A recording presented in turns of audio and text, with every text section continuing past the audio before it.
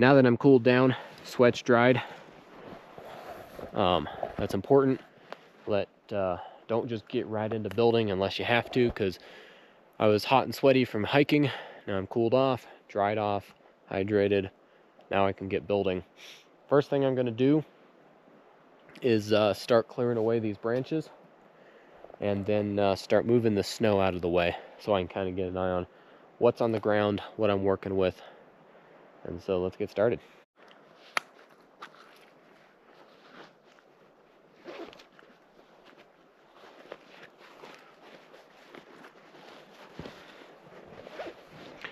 Something about the wintertime, another tip for you guys is don't set stuff in the snow because you'll lose it. If you take something off, like your mask from your axe, put it in your pocket. If you use something, put it in your pockets, put it back where it goes. Don't scatter your gear around because you'll lose it and it'll get covered in snow. So something different, you have to be more cognizant of what you're doing in the winter. Laziness has no place in the winter. As Josh with the Gray Bearded Green Beret says, laziness will be punished within 24 hours in a cold weather environment. And that is so true. If you don't build your shelter right because you're lazy, if you don't gather enough firewood, if you don't care about your gear, you'll lose it. You'll be cold, you'll be wet, and just not worth it. So put in the work and you'll be happy. In the wintertime, you really have two goals. At least I do. One, survive, which is obviously a big deal. It's not hard to survive, but that's my first goal. Second goal is get a good night's sleep. I determine whether or not I was a success by how well I slept. So that is, getting a good night's sleep is based on how warm you stay and if you're comfortable. So in the wintertime, a lot more time is spent ensuring that you get a good night's sleep. So first thing I'm going to do, clear out an area where my fire is going, so then when I clear all these branches, I can throw them in that hole and get my fire lay ready. So this is a whole lot easier when you have snowshoes or a shovel, but because I didn't bring those today, I'll make do and I'll just start moving snow. So this will take a while. I'll bring you guys back once I make some progress.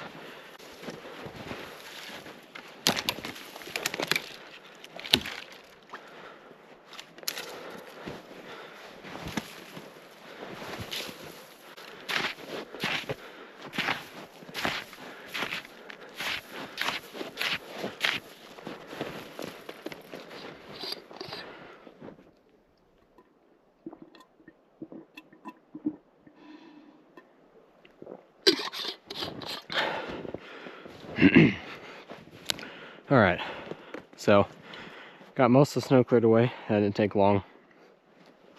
Would have been a lot faster if I had a shovel or even my snowshoes, but that wasn't bad. So now I'm gonna start trimming all these branches, piling all right there, because that will be what I get my fire going with.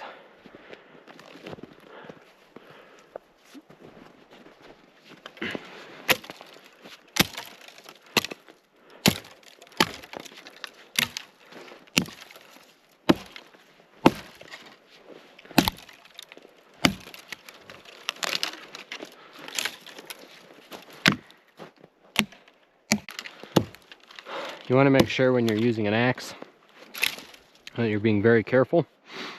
Because as you can see, this axe is sharp. If I were to miss going to my leg, it'd be a very bad day. So always know what your backstop is. Don't ever chop towards yourself. Make sure when you're chopping, it's going to hit something besides you before if you were to miss or that piece that you're chopping into were to cut clean through. But just be careful. If you're new to all this, you're new to being cold, being tired, I suggest using a saw. They still have some danger, but not nearly as much as an axe. Alright, so snow's all cleared away, cleared out all the branches. Have a good start of firewood. That's all just kindling to get the fire going, to get those bigger logs lit. The plan is my bed will be right here up against this snow wall.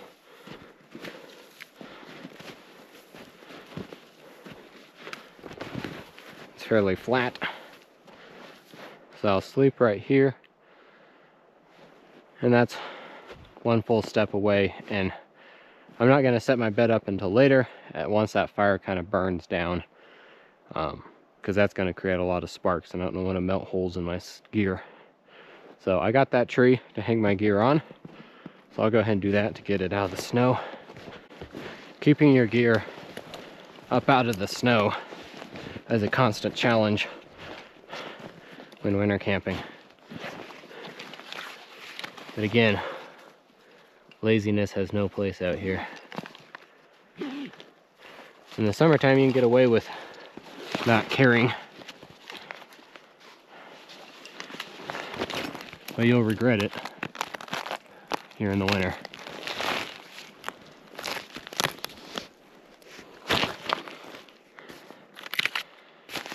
All right, there we go. Pack's out of the snow. Just used my trekking pole behind the tree through the pack strap like that. Keep the pack connected.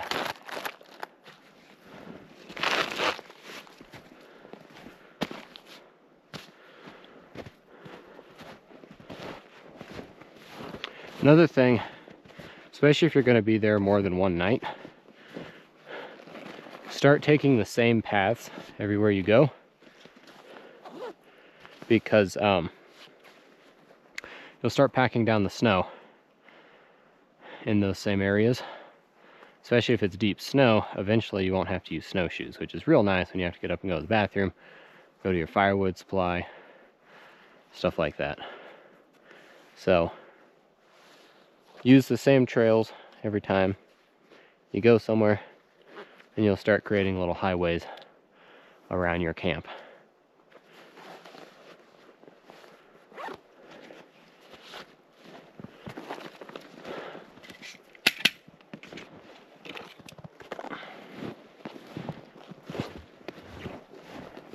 It will also help you from getting lost if you have to go away to a certain spot. If you constantly use the same trails, then you can find your way back because they'll be clearly packed down.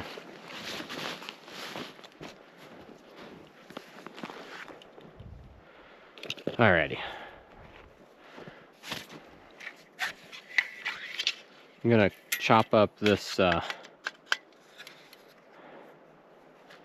one log right here because it's not really being used for anything, and I'll use that for firewood.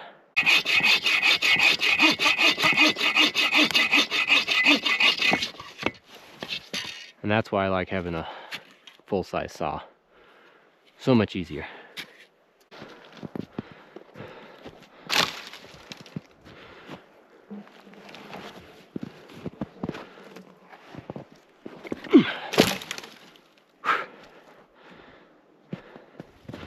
I would never have a fire this size if the ground wasn't covered in snow.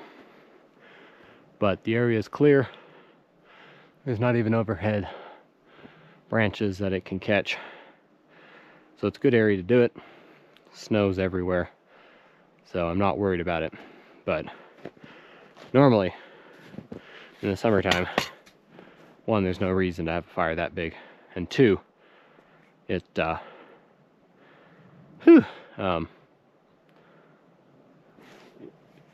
it would be dangerous. Anyways, I think I'm dehydrated, tired, and hungry. I can't speak. Alrighty, I think what I'm gonna do now is I'm going to, I think I'm gonna build myself a bed between that log and that log up against that tree. That way I'm up out of the snow when I'm sleeping. There's plenty of wood around that I should be able to do it. A lot of dead wood, so I think it'll work. I can use this piece too. So, guess I'll measure how much I need. One,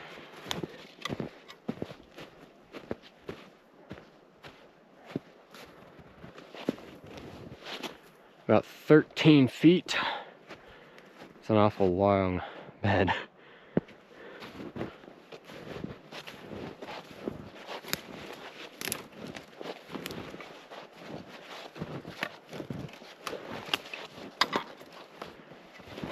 Right here.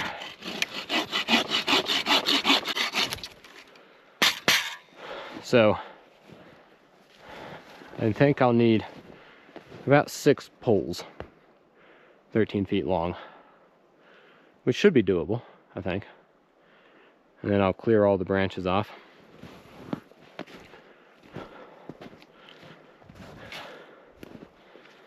The reason I'm doing the bed is really just to keep me up out of the snow and give me a place to sit. Also, the warm air from my fire will help go under the bed, warm it up. So I'll get to that.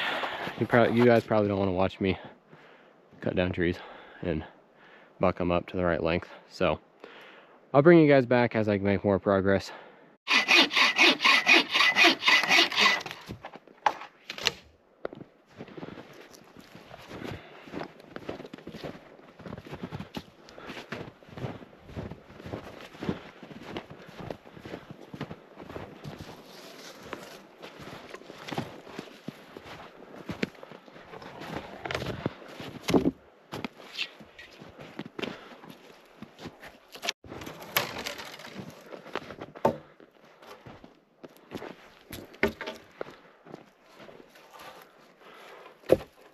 Six, 7, 8, 9, 10, 11, 12.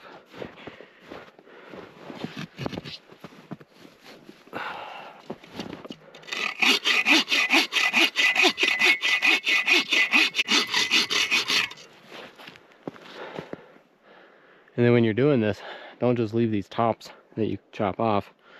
Use that as firewood. So, one thing I want to make clear, I'm not cutting down any live trees. These are all dead standing. I don't try to cut down live unless I absolutely have to. I'm just using dead wood.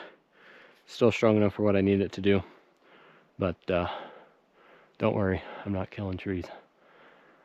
I only do that if I have to. So, alright. Let's get this one back.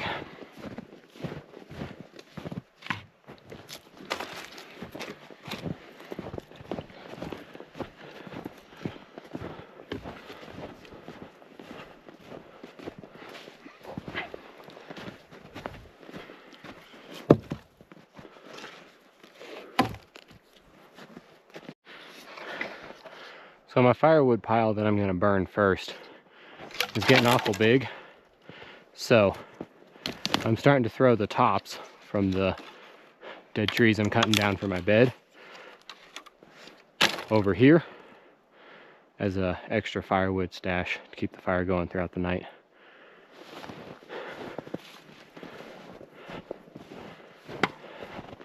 I'm thinking 2 more logs for my bed. And this tree right here should be big enough to get 2 out of.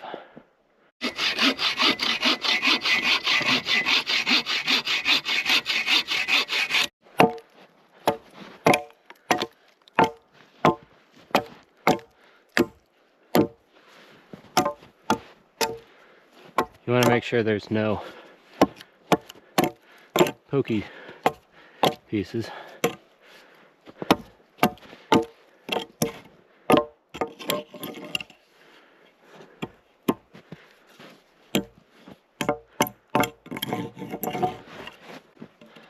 All right, let's give it a try.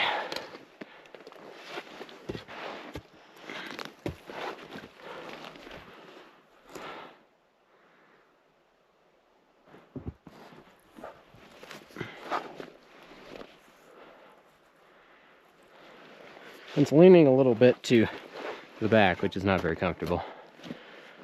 So I'm thinking we need to interchange some of these logs.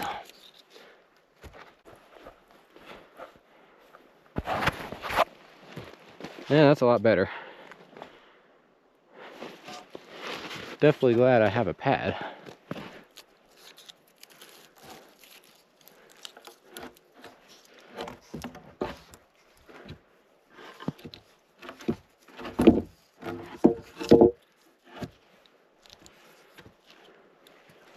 So something I try to do whenever I'm making a raised bed is I try to make the outer edges bigger than the middle, so that way it keeps me from rolling off.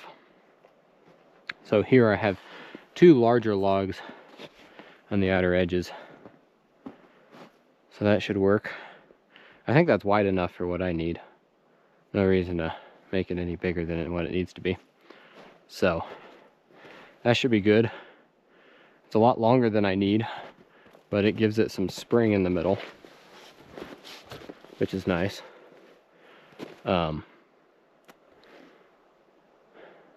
Yeah, I think this will work. Camp's coming along nicely.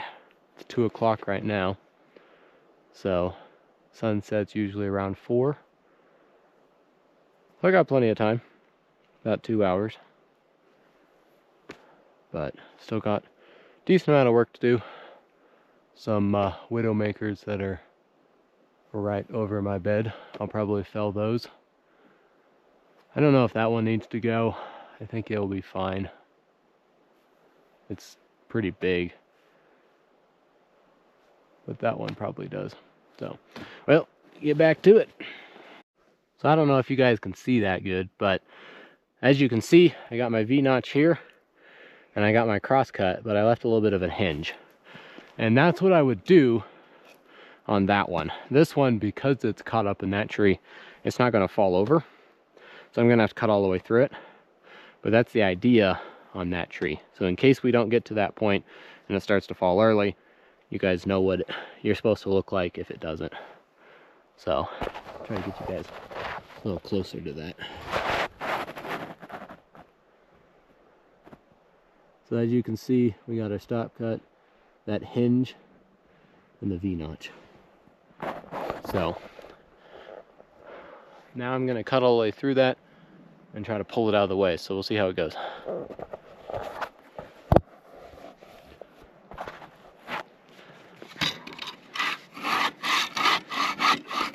Escape route's clear if something goes south.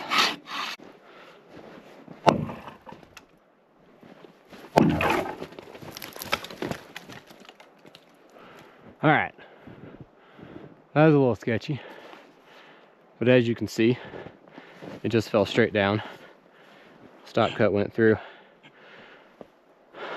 So I'm glad I brought that down before I did the other one. Let's see if we can get out of the way.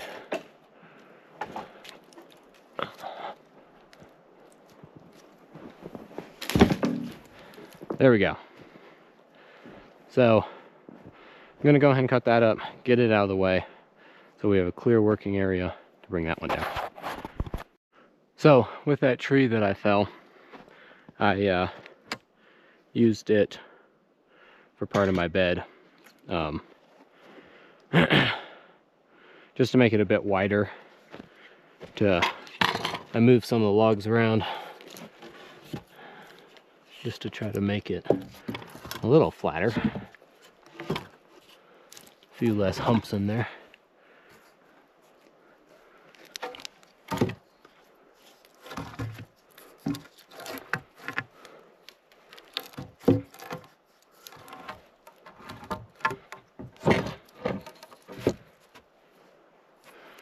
So I don't know. This one's has a bow in it that's just causing problems.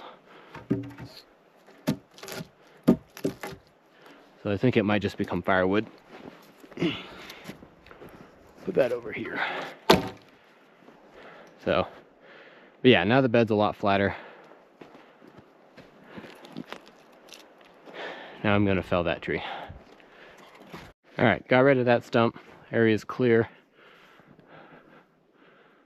And here we go.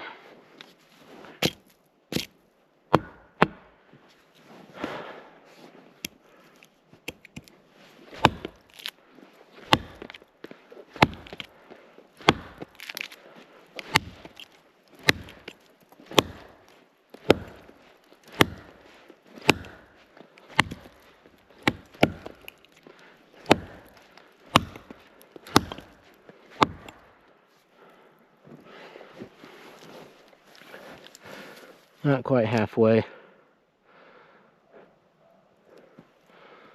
little bit more.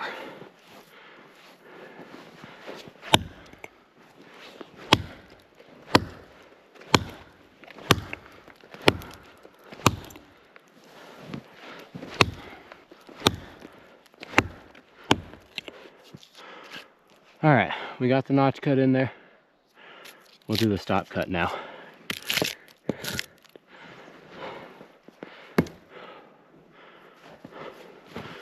Put the axe over here.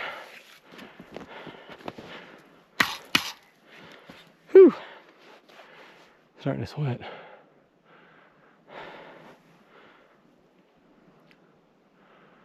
We'll see how this goes. The plan is to leave this side thicker. Yeah, that's right. This side thicker, so it'll act kind of like a pendulum. When that side gives way, this side will still hold, and it'll kind of pull the tree over. So we'll do our stop cut where this side of the hinge is thicker than the back side. All right, here goes nothing.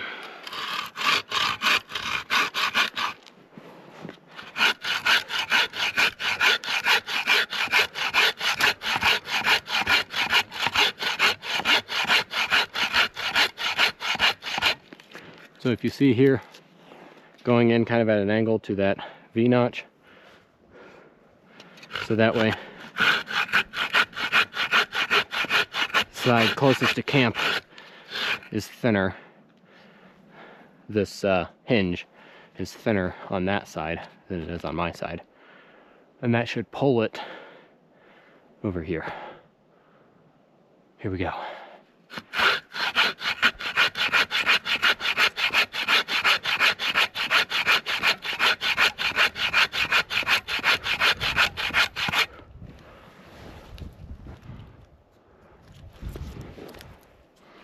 So we're getting close to going through over here.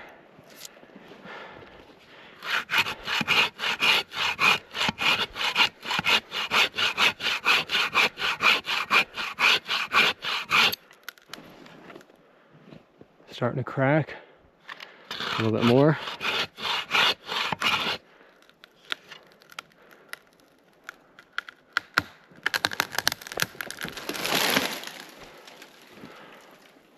Well, it worked. It pulled it that direction, but it pulled it too far that direction, got caught in that tree. But that's better than it landing on our camp. So the theory worked. I just need more practice as far as how much to do. But as you can see here, there's our knot, or our hinge, back cut, V-notch. It worked nicely, but little too far to the right. I think we can get that down though. But theory worked. Pretty happy with that. Would have been a lot more satisfying if it landed right there, but you know, can't win every one of them. Let me see if I can get this down. All right, tools are all out of the way. So I'm gonna kick it that way. And hopefully this works.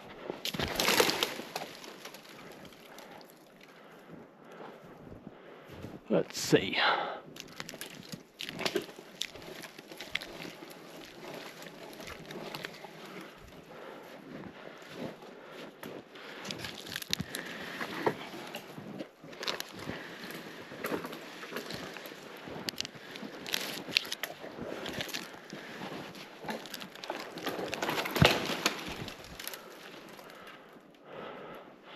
I feel like this is how most of my tree felling experiences go. It's never the satisfying straight down.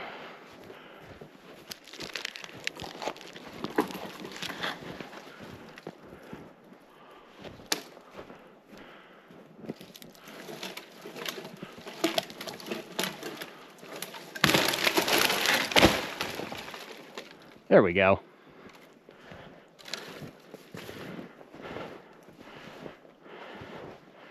Not too bad. Now we got a lot of firewood. Should be pretty well set for the night. I'm not too worried about those. We're just here for one night. They're pretty sturdy. I don't think it will be a problem. If the wind picks up, maybe, but I think we should be good. If I was here for longer, those would be coming down for firewood too. So, alrighty. Well, I'm gonna process this up, and then I think the next step is get a fire going and kind of start getting settled in for the night. Get some water. I'm getting kind of thirsty.